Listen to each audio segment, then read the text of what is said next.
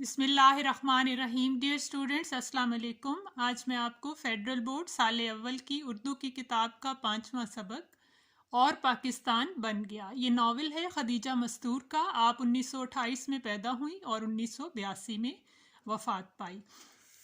Novel کی کہانی تحریک پاکستان سے لے کر قیام پاکستان تک کے حالات پر مبنی ہے۔ خدیجہ مستور کا آنگن اردو کا ایک سیاسی ناول ہے۔ اس کی کہانی تحریک پاکستان سے قیام پاکستان یعنی پاکستان بننے تک پھیلی ہوئی ہے۔ اس میں براہ راست سیاست کو پیش نہیں کیا گیا، بلکہ یو پی کے ایک مسلمان خاندان اس عہد کی سیاست کے اثرات بیان کیے گئے ہیں، یعنی ایک خاندان پر اس دور کے حالات بیان کیے گئے ہیں، اور یہ سب کچھ گھر کے آنگن یعنی صحن میں پیش آتا ہے۔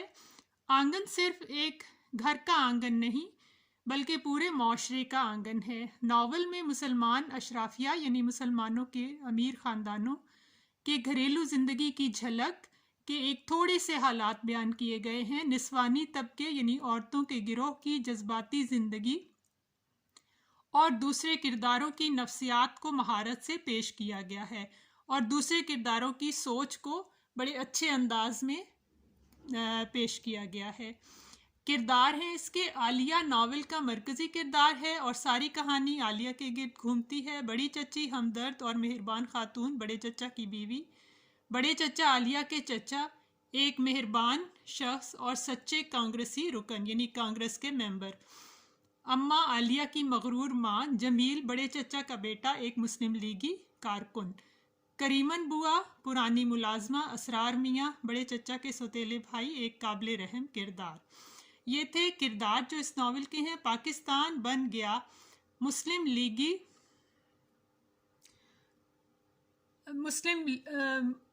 لیگی رہنما کراچی دارالحکومت جا چکے تھے، یعنی مسلم لیگ کے جو رہنما تھے وہ پاکستان بننے کے بعد کراچی کے دارالحکومت میں جا چکے تھے۔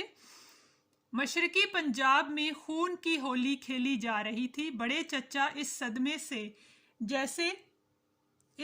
سے جیسے نڈھال ہو گئے ہوں۔ نڈھال ہونا یعنی بے حال ہونا، بری طرح پریشان ہونا۔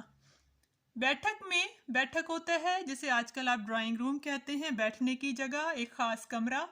بیٹھک میں بیماروں کی طرح وہ ہر ایک سے پوچھتے رہتے، وہ سبھی سے یہ بات پوچھتے رہتے، کیا ہو رہا ہے، یہ کیا ہو رہا ہے، یہ کیا ہو گیا ہے، کیونکہ حالات بہت پریشان کن تھے، ہر طرف فسادات تھے، اسی لیے وہ اس قسم کے سوالات کرتے رہتے کہ یہ کیا ہو رہا ہے اور کیوں ہو رہا ہے۔ جب وہ یہ سب کچھ عالیہ سے پوچھتے تو وہ ان کا سر سہلانے لگتی، یعنی شفقت سے سر پر ہاتھ پھیرتی۔ چچا آپ آرام کیجئے، آپ تھک گئے ہیں۔ بڑے چچا اس طرح آنکھیں بند کر لیتے جیسے خون کی ندی ان کی آنکھوں کے سامنے بہہ رہی ہو، جیسے سارے فسادات ان کی آنکھوں کے سامنے، سارا منظر ان کی آنکھوں کے سامنے ہو۔ کریمن بوا فساد کی خبریں سن کر ٹھنڈی آہیں بھرا کرتیں، یعنی جو گھر کی ملازمہ تھیں انہیں بھی بہت تکلیف ہوتی ان حالات پر۔ اپنے شہر میں فساد تو نہ تھا، جھگڑے تو نہ تھے، مگر سب کی جانوں پر بنی رہتی تھی، سب اس تکلیف میں تھے اور سب پریشانی میں تھے۔ پتہ نہیں کب کیا ہو جائے، کہاں ہوگا میرا شکیل۔ بمبئی میں فساد کی خبر سن کر بڑی چچی بلکنے لگی، رونے لگی، یعنی وہ اپنے بیٹے کے بارے میں سوچ کر پریشان ہو گئیں۔ تمہارا پاکستان بن گیا جمیل، تمہارے ابا کا ملک بھی آزاد ہو گیا۔ چونکہ جمیل مسلم لیگ سے تھا اور اس کے ابا کانگریس کے رکن تھے، یہاں اس ناول میں یہی بتایا گیا ہے کہ بہت سے مسلمان خاندانوں کے لوگ، ایک ہی خاندان کے لوگ مختلف سیاسی جماعتوں میں آ گئے، تو حالات اور دوسری طرف فسادات، تو اس طرح گھروں کے حالات بھی بہت پریشان کن تھے۔ کہتی ہیں کہ دونوں خاتون بیٹے کو بھی اور خاوند سے بھی کہہ رہی ہیں کہ تم لوگوں کے خواہشات پوری ہو گئیں اور میرے شکیل کو اب کون لائے گا، یعنی وہ اپنے بیٹے کے لیے پریشان ہیں۔ سب ٹھیک ہو جائے گا اماں، وہ خیریت سے ہوگا، یہ فساد وساد تو 4 دن میں ختم ہو جائیں گے، یہ جھگڑے تو کچھ ہی دن میں ختم ہو جائیں گے۔ جمیل بھیا ان کو سمجھاتے، مگر ان کا چہرہ فک رہتا، یعنی چہرہ پریشان رہتا، زرد رہتا۔ شام سب لوگ خاموش بیٹھے چائے پی رہے تھے کہ ماموں کا خط آ گیا۔ انہوں نے اماں کو لکھا کہ انہوں نے اپنی خدمات پاکستان کے لیے وقف کر دی ہیں، قربان کر دی ہیں، اور وہ جلد ہی جا رہے ہیں، یعنی جلد ہی وہ پاکستان ہجرت کر جائیں گے، اگر چونکہ یہ قیام پاکستان کے بعد کی بات ہو رہی ہے۔ اگر آپ لوگوں کو چلنا ہو تو فوراً جواب دیجیے اور تیار رہیے، بس ابھی تار دے دو۔ تار ذریعہ ابلاغ ہے اس دور کا کہ تار کے ذریعے بتا دو۔ جمیل میاں، ہماری تیاری میں کیا لگے گا، ہم تو بس تیار بیٹھے ہیں، اپنا بھائی ہے، بھلا ہمیں اکیلا چھوڑ کر جا سکتا ہے؟ مارے خوشی کے اماں کا منہ سرخ ہو گیا، یعنی وہ بہت زیادہ خوش ہوئیں۔ جمیل بھیا نے اس طرح گھبرا کر سب کی طرف دیکھا جیسے فسادی ان کے دروازے پر پہنچ گئے ہوں، یعنی انہیں بہت پریشانی ہوئی۔ مگر آپ کیوں جائیں گی چھوٹی چچی، آپ یہاں محفوظ ہیں، آپ یہاں حفاظت سے ہیں، میں آپ کے لیے اپنی جان دے دوں گا، یعنی میں آپ کے لیے قربان ہو جاؤں گا۔ انہوں نے آج بڑے عرصے کے بعد عالیہ کی طرف دیکھا، کیسی سفارشی نظریں تھیں، وہ بھی یہی چاہتی تھی، مگر عالیہ نے اپنی آنکھیں جھکا لی، لیکن اس نے فرما برداری سے نیچے دیکھ لیا۔ میں نہ جاؤں گا تو کیا میں نہ جاؤں تو کیا ہندوؤں کے نگر میں رہوں، کہ ہندوؤں کے ملک میں رہوں؟ چونکہ پاکستان بن چکا تھا تو یہ مسلمان خاندان کے کچھ افراد پاکستان جانا چاہتے تھے، ہندوستان میں نہیں رہنا چاہتے تھے۔ پاکستان میں اپنوں کی تو حکومت ہوگی، پھر میں اپنے بھائی کو چھوڑ کر 1 منٹ بھی زندہ نہیں رہ سکتی۔ مارے خوشی کی اماں سے نچلا نہ بیٹھا جا رہا تھا، یعنی خاموش نہ بیٹھا جا رہا تھا۔ عالیہ جانے پر راضی نہیں ہوگی چھوٹی چچی، وہ نہیں جائے گی، وہ جا ہی نہیں سکتی۔ جمیل بھیا نے جیسے نیم دیوانگی کے عالم میں کہا، کچھ پاگل پن کی حالت میں کہا کہ عالیہ بالکل نہیں جائے گی۔ ضرور جائے گی چھوٹی چچی۔ جمیل بھیا نے سر جھکا دیا اور عالیہ کو ایسا محسوس ہوا کہ وہ نہیں جا سکتی۔ صدیاں گزر جائیں گی مگر وہ یہاں سے ہل بھی نہ سکے گی، یعنی کوئی حرکت نہ کر سکے گی۔ میں ابھی تار کیے دیتا ہوں کہ سب تیار ہیں۔ جمیل بھیا اٹھ کر باہر چلے گئے۔ عالیہ کا جی چاہا کہ وہ چیخ چیخ کر اعلان کرے کہ وہ نہیں جائے گی، وہ نہیں جا سکتی، اسے کوئی نہیں لے جا سکتا، مگر اس کے گلے میں تو سینکڑوں کانٹے چبھ رہے تھے، یعنی اس کی آواز حلق میں پھنس گئی تھی۔ ان حالات کے ذریعے بتایا جا رہا ہے کہ مسلمان شش و پنج میں تھے، مسلمانوں کو سمجھ نہیں آ رہی تھی کہ یہ دیس چھوڑ کر پاکستان جائیں یا اسی دیس میں رہیں۔ وہ ایک لفظ بھی نہ بول سکی، اس نے ہر طرف دیکھا اور پھر نظریں جھکا لیں، مگر کیوں رکے، کس لیے، کس کے لیے؟ اس نے سوچا، پھر بڑے سکون سے چھالیاں کاٹنے لگی۔ عالیہ بیگم، اگر تم رہ گئی تو ہمیشہ کے لیے دلدل میں پھنس جاؤ گی، مشکل میں گرفتار ہو جاؤ گی۔ کریمن بوا، اگر سب لوگ چائے پی چکے ہوں تو اسرار میاں نے بیٹھک سے آواز لگائی، اور کریمن بوا آج ڈائنوں کی طرح چیخنے لگیں، یعنی چڑیلوں کی طرح زور زور سے بولنے لگیں۔ ارے کوئی تو اس اسرار میاں کو بھی پاکستان بھیج دو، سب چلے جائیں گے مگر یہ کہیں نہیں جاتا۔ اسرار میاں جو کہ بڑے چچا کے سوتیلے بھائی ہیں اور قابل رحم کردار ہیں، ان کے بارے میں کہا جا رہا ہے کہ کوئی ان کا بھی خیال کرے۔ بیٹھک میں اسرار میاں کے کھانسنے کی آواز آئی اور پھر خاموشی چھا گئی۔ کیا تم سچ مچ چلی جاؤ گی چھوٹی دلہن؟ بڑی دیر تک چپ رہنے کے بعد بڑی چچی نے پوچھا۔ ظاہر ہے کہ چلی جاؤں گی، اماں نے رکھائی سے جواب دیا، یعنی بے رخی سے، غیروں کی طرح جواب دیا۔ یہ گھر تمہارا ہے چھوٹی دلہن، مجھے اکیلے نہ چھوڑو۔ بڑی چچی نے ڈبائی ہوئی آنکھیں بند کر لیں، یعنی کچھ رونے والے انداز میں آنکھیں بند کر لیں۔ شاید وہ تنہائی کے بھوت سے ڈر رہی تھی، یعنی انہیں اکیلے پن سے خوف آ رہا تھا۔ عالیہ جیسے پناہ ڈھونڈنے کے لیے اوپر بھاگ گئی۔ دھوپ پیلی پڑ کر دھوپ پیلی پڑ کر سامنے کے مکان کی اونچی دیوار پر چڑھ گئی تھی۔ ہائی اسکول کے احاطے، یعنی رقبے میں بسیرا لینے والے پرندے لینے والے پرند مسلسل شور مچا رہے تھے، یعنی سامنے جو ہائی اسکول تھا اس کے رقبے میں جو پرندے رہا کرتے تھے وہ بھی شور مچائے جا رہے تھے۔ کھلی فضاؤں میں آ کر اس نے اطمینان سے، تسلی سے سانس لیا اور مسافروں کی طرح ٹہل ٹہل کر سوچنے لگی۔ آہستہ آہستہ چل کر سوچنے لگی کہ اب آگے کیا ہوگا، شاید اچھا ہی ہو، وہ یہاں سے جا کر ضرور خوش رہے گی۔ جب وہ نیچے اتری تو سب اپنے اپنے خیالوں میں مگن کھوئے ہوئے بیٹھے تھے، صرف کریمن بوا جانے کس بات پر بڑبڑا رہی تھیں، یعنی منہ ہی منہ میں بول رہی تھیں، پھرتی سے روٹیاں پکاتی جا رہی تھیں۔ جمیل بھیا کہاں گئے، اب تک کیوں نہیں آئے؟ عالیہ نے سونی کرسی کی طرف دیکھا، یعنی خالی کرسی کی طرف دیکھا، جانے یہ سر پھرا، یعنی یہ پاگل آدمی اسے یاد کرے گا یا بھول جائے گا، اس نے اپنے آپ سے پوچھا۔ اب لوگوں کو یہ بھی پریشانی تھی کہ خاندانوں کے آدھے لوگ پاکستان اور آدھے ہندوستان میں رہ رہے تھے، تو وہ ایک دوسرے کی جدائی برداشت کرنا بھی بہت مشکل تھا۔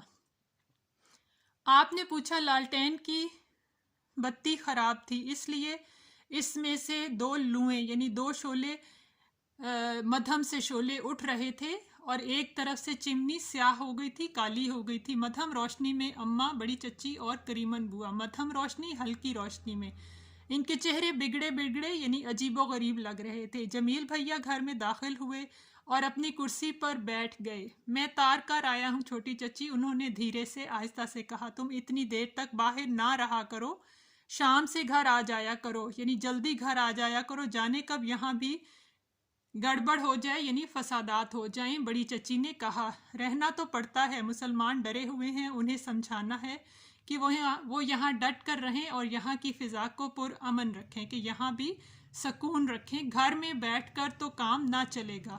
چونکہ وہ ایک سیاسی رہنما تھا، اس لیے اسے مسلمانوں کا خیال کرنا تھا۔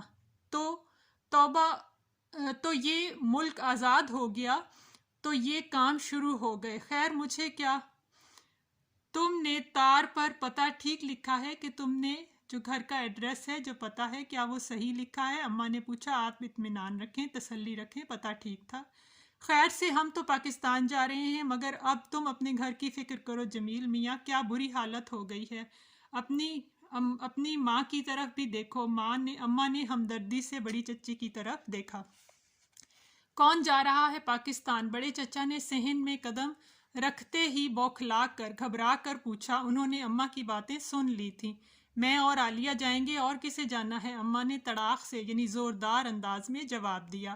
کوئی نہیں جا سکتا میری اجازت کے بغیر، یعنی مجھ سے پوچھے بغیر کوئی قدم نہیں نکال سکتا۔ کس لیے جاؤ گے پاکستان؟ یہ ہمارا ملک ہے، ہم نے قربانیاں دی ہیں، یعنی ہم نے اس کی خاطر بہت کچھ قربان کیا ہے، اور اب ہم اسے چھوڑ کر چلے جائیں؟ اب تو ہمارے عیش یعنی آرام کا وقت آ رہا ہے۔ بڑے چچا سخت جوش میں تھے۔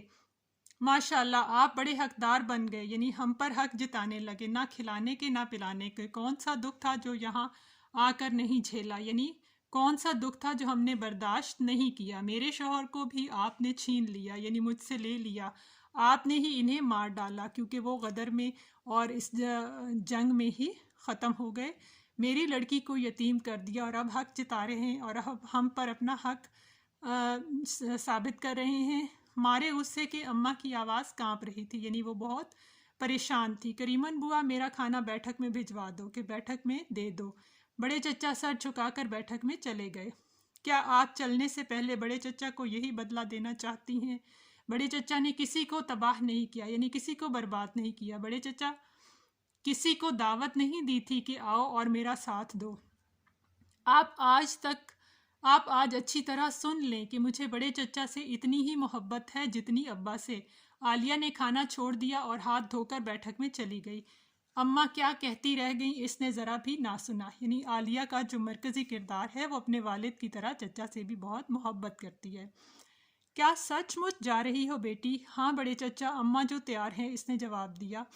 بڑے چچا تو اماں کا واحد سہارا، میں تو اماں کا واحد سہارا ہوں، یعنی ایک ہی آسرا ہوں۔ میں انہیں کس طرح چھوڑ دوں؟ اور ضرور جائیں گی، مگر آپ کو نہیں معلوم کہ یہ گھر چھوڑ کر میں کس طرح تڑپوں گی، یعنی مجھے کتنا دکھ ہوگا۔ آپ تو، وہ دونوں ہاتھوں سے منہ چھپا کر سسکنے لگی، رونے لگی۔ چھوٹی دلہن کو مجھ سے سخت نفرت ہے، یعنی مجھے برا سمجھتی ہے، ٹھیک ہے، میں نے تم لوگوں کے لیے کچھ بھی نہ کیا، مگر اب وقت آیا تھا کہ اس گھر میں پہلی سی شادمانی یعنی خوشی واپس آ جائے۔ مجھے بڑی اچھی ملازمت یعنی نوکری دی جا رہی ہے، پھر دکانوں کو چلانے کے لیے 10-15 ہزار کی امداد یعنی مدد بھی ملنے کی توقع ہے۔ امید ہے میں چھوٹی دلہن کی سب شکایتیں، سب شکوے رفع کر دوں گا، دور کر دوں گا۔ انہوں نے عالیہ کو پیار سے تھپکا یعنی تسلی دی۔ کیا گھر میں تیل ختم ہو رہا ہے؟ لالٹین یعنی بتی کی روشنی مدھم آہستہ ہوتی جا رہی ہے۔ اب انشاءاللہ تھوڑے ہی دنوں میں کنیکشن یعنی رابطہ، بجلی کا رابطہ بحال کرا لوں گا، اور اب تم کو ایم اے میں داخلہ کیوں نہ لے لو، میرا خیال ہے تم کو اگلے سال ضرور داخل کرا دوں گا۔ عالیہ کا کلیجہ کٹ رہا تھا، یعنی اسے بہت دکھ ہو رہا تھا۔ آنسو پونچھ کر وہ خاموش بیٹھی رہی، جی ہی جی میں گھٹ رہی تھی، یعنی پریشان ہو رہی تھی، مگر ایک لفظ بھی نہ بول سکی۔ خدا آپ کو سکھ دے، آپ کو خوش رکھے بڑے چچا، خدا آپ کے سارے سہانے خواب پورے کرے، یعنی آپ کی ساری خواہشات پوری ہوں۔ وہ دل ہی دل میں دعا مانگ رہی تھی۔ وہ بڑے چچا سے کس طرح کہتی کہ وہ تو یہاں سے خود بھاگ جانا چاہتی ہے۔ اسرار میاں بیٹھک میں داخل ہونے کے لیے پٹ کھول رہے تھے، یعنی بیٹھک میں جانے کے لیے دروازہ کھول رہے تھے۔ عالیہ اٹھ کر صحن میں آ گئی۔ اماں اور بڑی چچی جانے کیا باتیں کر رہی تھی۔ جمیل بھیا اب تک کرسی پر بیٹھے انگلیاں مروڑ رہے تھے۔ ایک لمحے یعنی ایک تھوڑے سے وقت کے لیے آنگن میں کھڑی رہی اور پھر چلی گئی۔ شبنم سے بھیگی یعنی گیلی ہوئی رات بڑی روشن ہو رہی تھی۔ چاند جیسے وسط آسمان پر چمک رہا تھا، یعنی درمیانی آسمان پر چمک رہا تھا، اور روز کی طرح آج بھی قریب ہی کی کسی چھت پر گراموفون یعنی ریکارڈ بج رہے تھے۔ تیری گٹھڑی میں لاگا چور مسافر جاگ ذرا۔ وہ آہستہ آہستہ ٹہلنے لگی۔ کیسی عجیب سی حالت ہو رہی تھی، جیسے سوچنے سمجھنے کی ساری صلاحیت کسی نے چھین لی ہو، ختم ہو گئی ہو۔ کیا یہ میں ہوں؟ اس نے اپنے آپ سے پوچھا، اور پھر اپنی آواز سن کر حیران رہ گئی۔ حد ہے دیوانگی کی، وہ کس طرح پوچھ رہی ہے؟ یعنی اسے کچھ سمجھ نہیں آ رہا تھا کہ وہ کیا کرے۔ ٹہلتے ٹہلتے یعنی آہستہ آہستہ چلتے وہ ایک بار مڑی تو جمیل بھیا بت کی طرح بے حس و حرکت کھڑے تھے، یعنی بالکل بغیر حرکت کے ساکت کھڑے تھے۔ وہ تیزی سے ٹہلنے لگی، جلدی جلدی چلنے لگی۔ اب یہ کیا کہنے آئے ہیں؟ انہوں نے اپنا وعدہ بھلا دیا؟ کیا سچ مچ تم نے جانے کا فیصلہ کر لیا؟ انہوں نے دھیرے سے آہستہ سے پوچھا۔ ہاں، اس نے ٹہلتے ہوئے جواب دیا۔ تم یہاں سے جا کر غلطی کرو گی۔ تم نے ایک بار کہا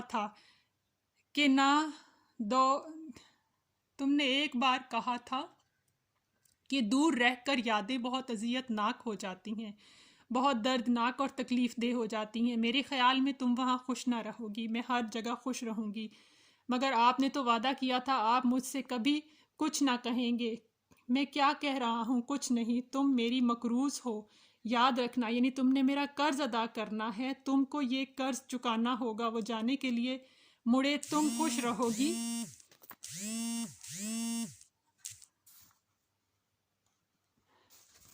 تم خوش رہو گی؟ انہوں نے رک کر پوچھا، اور چپ رہی۔ جمیل بھیا تھوڑی دیر کھڑے رہے اور پھر چلے گئے۔ اس نے محسوس کیا کہ اس وقت وہ سب کچھ کھو بیٹھی ہے، یعنی کچھ بھی نہیں رہا اس کے پاس۔ بڑی دیر تک یوں ہی ٹہلنے کے بعد جب وہ تھک گئی تو چھمی کو خط لکھنے بیٹھ گئی۔ اسے یہاں سے جانے کی اطلاع دینے لگی، یعنی جانے کے بارے میں بتانے لگی۔ یہ رات پہاڑوں کا بوجھ اٹھائے ہوئے تھی، یعنی بہت بھاری تھی۔ کوئی اسے گزار دے، کوئی صبح ہونے کا پیغام سنا دے، اور اسے صبح ہونے کا انتظار ہے، یعنی اسے امید تھی کہ اچھا وقت آئے گا، صبح چلی جائے گی اور کرب سے نجات حاصل کر لے گی، یعنی دکھ سے چھٹکارا پا لے گی۔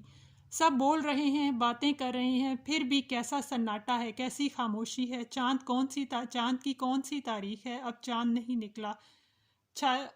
چھالیاں کاٹتے کاٹتے عالیہ نے سب کی طرف دیکھا۔ جمیل بھیا سب کی باتوں سے بے نیاز اپنی کرسی پر بیٹھے ایک شعر گنگنائے جا رہے تھے۔ مجھے اور زندگی تے کہ ہے داستاں ادھوری، کہ ابھی زندگی کی کہانی ادھوری ہے، آدھی ہے، میری موت سے نہ ہوگی میرے غم کی ترجمانی، کہ مجھے اتنی تکلیفیں اور اتنے غم ملے ہیں کہ موت بھی آ جائے تو یہ ثابت نہیں کر سکے گی کہ میرے دکھ ختم ہو گئے۔ جمیل بھیا آج سارا دن باہر نہیں نکلے، آج ان کو فرصت ہی فرصت تھی، سارے کام ختم ہو گئے اور اب انہیں کچھ بھی نہیں کرنا تھا، یعنی جیسے سب کچھ ختم ہو گیا۔